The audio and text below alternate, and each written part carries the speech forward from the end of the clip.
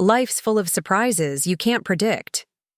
I thought to myself that evening, sitting in the tiny hotel room alone with Gary. My husband Logan being away in another city for the last few months had already made me so tense. I missed him, sure, but it wasn't just about him not being around. It was his neglect, his lack of interest. That was the real problem. Lonely nights were eating away at my soul. But how could I have known that asking my stepson Gary to take me to see Dad would end with us stuck in a hotel room together? A tiny hotel room with a single bed. I had no idea what was about to happen.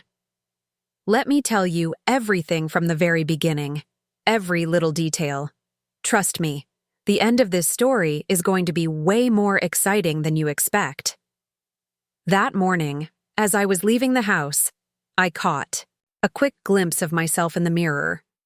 I was tense, yeah, but I still looked good. Even with Logan leaving me so alone, I still felt desirable, still felt alive. But even those feelings weren't enough anymore. They didn't satisfy me. In the kitchen, Gary was finishing his breakfast when I called out to him from behind. "You're starting college at the end of the summer, I know, but you need to get better at driving. Come on, take me to your dad." He looked up at me, that same cheeky grin on his face he always wore. Gary was a sweet kid with a quirky, funny side, but he could be such a little troublemaker at times. "All right, stepmom," he said teasingly, "but on one condition, tell Dad to get me a better car for the summer." "We'll talk about it," I said sharply, rushing him off. Inside, though, I was just thinking, let's just get this trip over with. But I had no clue the ride wouldn't go as planned. We'd been driving for about 2 hours. I was in the back seat, messing around on my phone while Gary hummed along to some random song on the radio, throwing out dumb jokes every now and then that only made him laugh. Then all of a sudden the car made this horrible sound, a hiss, and then died completely. "What's happening?" I asked, trying not to sound too freaked out. "I think the car broke down," Gary muttered, pulling over to the side of the road, clearly annoyed. So there we were, stuck in the middle of nowhere. The signal on my phone was barely there, and there wasn't a soul around to help. We spent 2 hours arguing, calling every mechanic we could find and trying to fix the damn thing. Finally, we had to accept the obvious. The only option was to spend the night at the closest motel. At the motel reception, while Gary talked to the guy at the desk, I stood behind him, frustrated as hell. If Logan hears about this, he's going to lose it, I thought. But strangely, in that moment, I didn't feel like it mattered all that much. Deep down, I just knew tonight was going to change things. Before this story gets even crazier, make sure to subscribe to my channel and turn on those notifications. Trust me, you don't want to miss the rest of this. By the end of it, I'd love to see your support, poured in the comments and with those likes. When we got to the room and opened the door, all my expectations crashed and burned. The space was tiny, barely big enough to turn around in. One bed, one nightstand, a dim flickering overhead light that made everything look dingy. The ceiling felt low, the AC barely worked, and the one small window just faced the parking lot. "This is it," I muttered, disappointed. Gary walked in behind me, laughing. "What did you expect? A 5-star hotel?" "Relax, stepmom. It's just one night." That teasing tone again, that same smirk. It drove me nuts, but at the same time, it sparked something inside me that I couldn't explain. And even though I hated to admit it, the idea of being stuck here alone with Gary tonight didn't seem all that bad. Gary walked in behind me, laughing. "What were you expecting, a 5-star hotel? We're just here for one night." "Relax, stepmom." That teasing tone in his voice, paired with that cheeky grin, only made my frustration worse. But at the same time, I couldn't say I entirely hated Gary's carefree, laid-back attitude. Being around him, even though I'd never admit it, stirred something inside me, a kind of excitement I didn't fully understand. "This heat is killing me," I said, rubbing the back of my neck. I think I need a shower or I'm seriously going to pass out. Sure, Gary said casually, throwing himself onto the bed and lying flat on his back. This is your kingdom, Carmen. Do whatever you need to feel at home. I glanced at him for a second. His lean but toned frame, mixed with the slight boyishness of his face, gave him a strange kind of charm. But I quickly tried to shake the thought out of my head. He was Logan's son, after all, my stepson.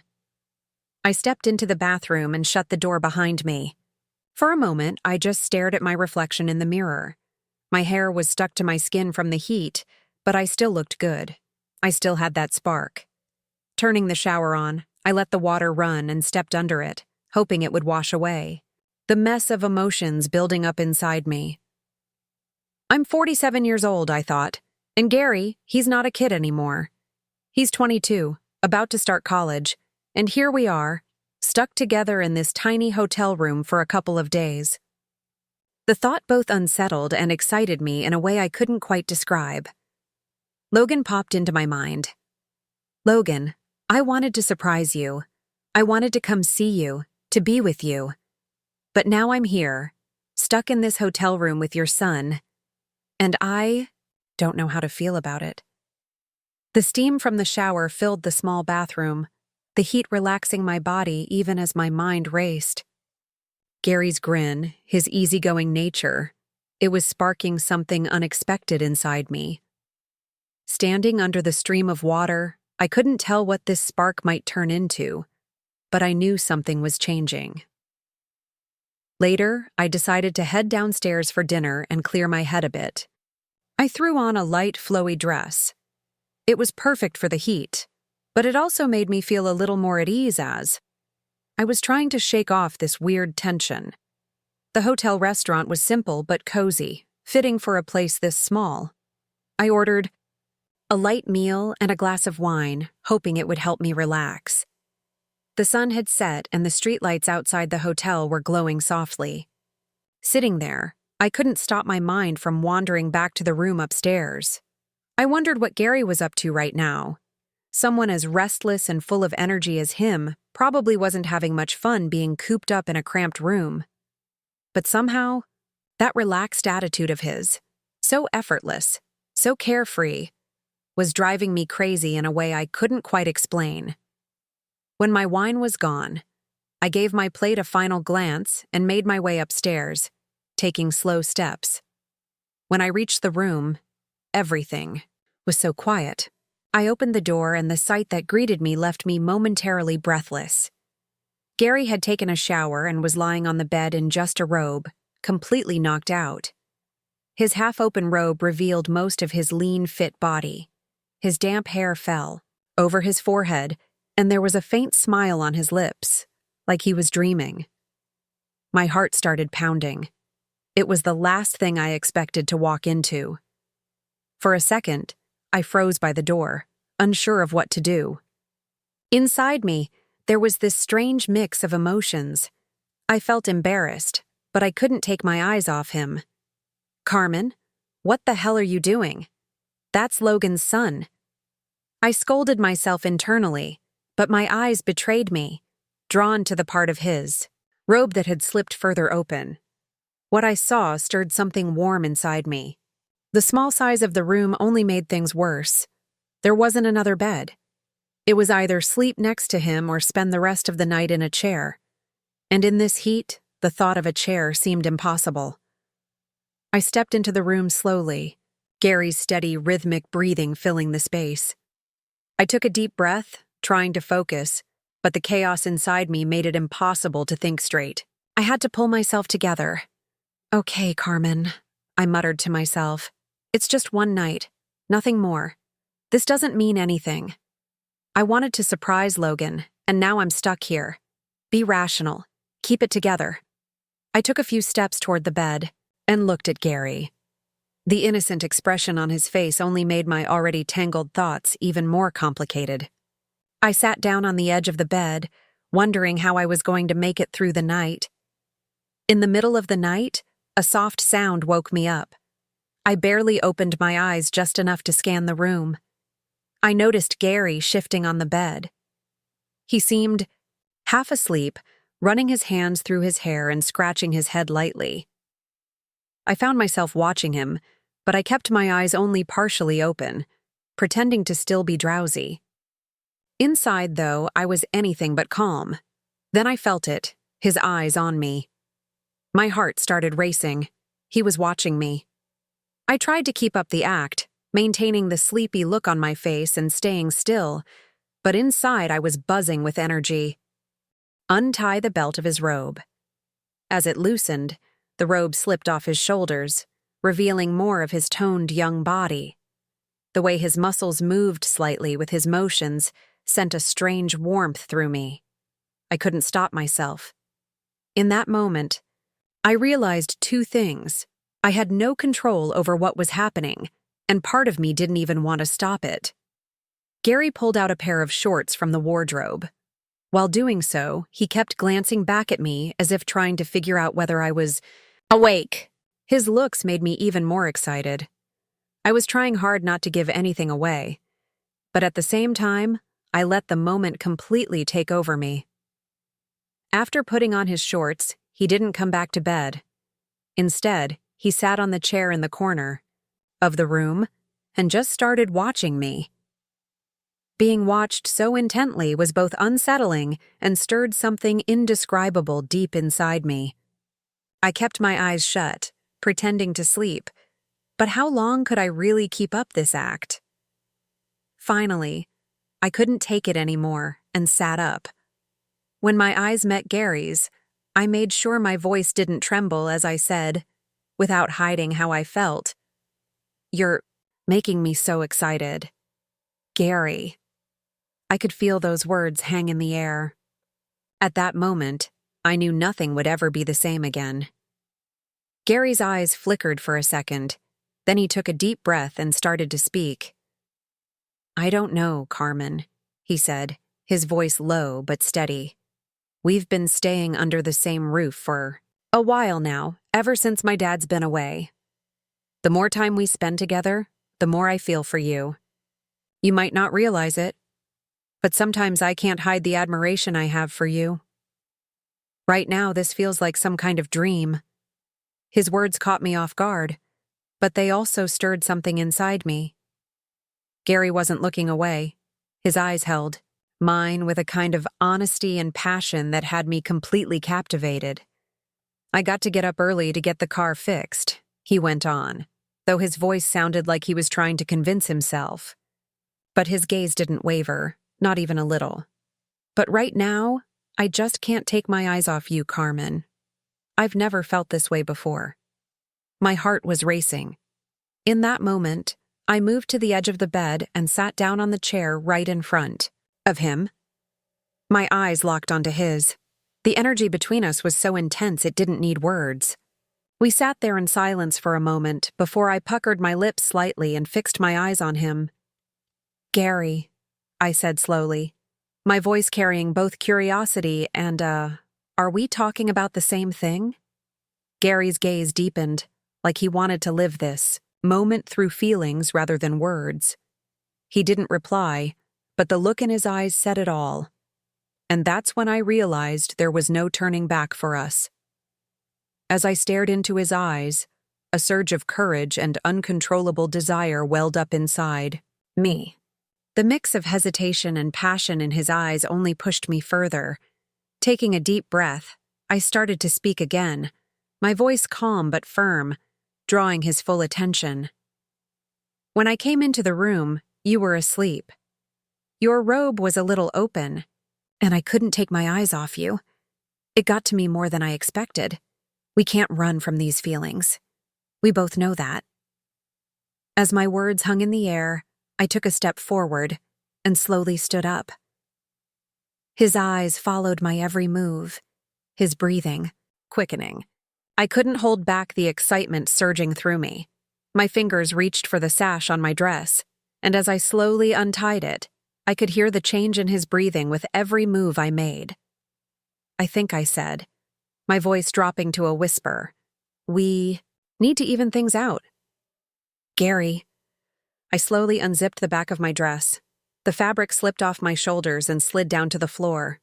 The cool air brushing against my skin only made the heat inside me burn stronger. The look in his eyes said it all. Surprise, admiration, and a pull he couldn't resist. The silence between us felt like a bond now, our breaths blending into each other without breaking eye contact. I took another step toward him. "Now," I said in a low voice, "we'll see if we're really talking about the same thing." Gary's eyes stayed locked on me, his expression steady and full of fire.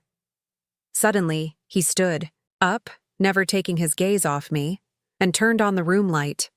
The soft glow filled the room as he walked over and locked the door. My heart started racing. At that moment, it felt like the whole world had slowed down, leaving just the two of us. When he took a step toward me, my breathing quickened.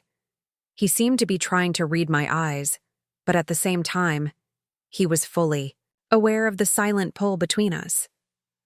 As he got closer, his hands found my waist, and the warmth of his touch felt like an electric current running through me.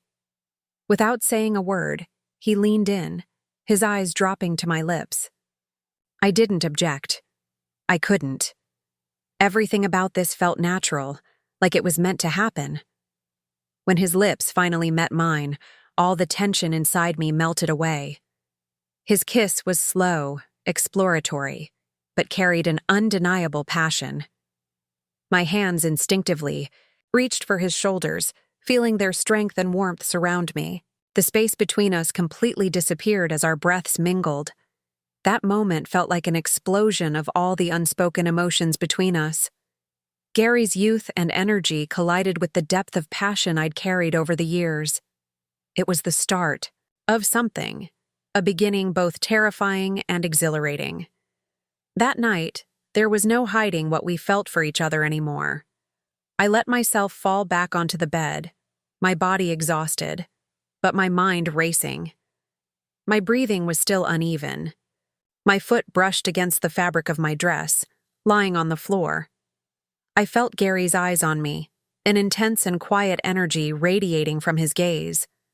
A moment later, he bent down and picked up the dress, his fingers lightly brushing over where my foot had been. Even that simple action sparked through me. As he held the dress for a second, I could see a flicker of hesitation on his face. Quickly replaced by determination, he set the dress aside. His hands moved to the edge of the bed. Slowly, he climbed onto the mattress, his movements careful and deliberate. As he got closer to me, the expression on his face betrayed his feelings, equal parts excitement and magnetic attraction. As I lay on the other side of the bed, I felt Gary's closeness. My heart continued to race and my breathing deepened. When I saw him leaning towards me, I realized that the distance between us had almost completely disappeared. It was as if everything had reached a breaking point. There was no going back. What I felt inside me at that moment was overwhelming. It hurt and excited me at the same time. I looked up at the ceiling and could see Gary's face. I was fascinated by the way he was smoothing his hair back from his forehead with his hand. I could see in his eyes what Gary was feeling. He was red, excited, and so happy. I could see that he was doing everything with great passion, and I was moved by the way he was out of breath.